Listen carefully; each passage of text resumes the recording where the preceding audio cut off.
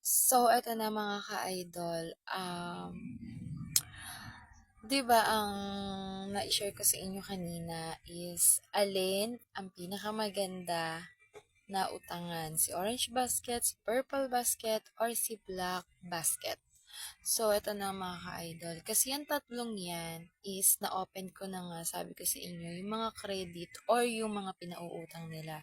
Sa yellow basket is sa orange basket mga ka-idol is pinautang niya ako ng 5K, which is eto nga na overdue na ako nung March 5 pero hindi pa ako nakakabayad until now. So, sino ba ang may kwarta dyan? Baka naman pwedeng pautangin niyo ako. Para naman hindi mayat-maya tumatawag sa SPay later.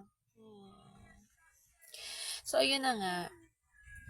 Ano ba yung mangyayari sa iyong SPay later o sa iyong S-loan kapag halimbawa na overdue na ang iyong SPay later? So, ganito yung nangyari mga ka-idol.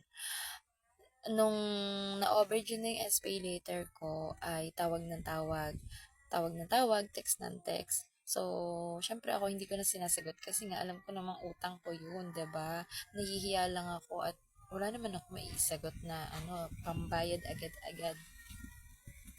Tapos ayun na nga mga ka-idol. So, na-freeze yung account ko sa aking SPay later.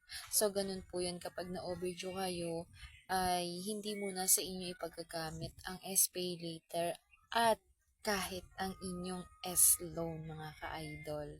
So, naka-freeze lahat yon, hindi niya ipagagamit yun. Kasi ganito yun mga ka-idol. Kapag ang SPay later mo ay nabayaran mo ng kunwari ngayong March 15. So, March 15, mga March 5 yung aking due date ng aking SPay later. So, hindi ko nga siya nabayaran at ngayon ay March 16 na.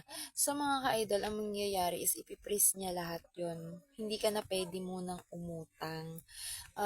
Ganun din yung nangyari sa aking S-loan. So, naapektuhan ng SPay later yung aking S-loan. Which is, kasi mga ka-idol, ang SPay later at saka ang S-loan, kapag nabayaran mo, sa SPay later, kapag nabayaran mo, is may credit ka, ay pwede mo ulit siyang gamitin kahit na meron ka pang utang. At ito namang ating S-loan ay, um, kapag nakabayad ka na sa kanya at naka 1,000 na yung iyong naibayad sa kanya is pwede mo na ulit siyang utangin. Ganun po ang S-loan.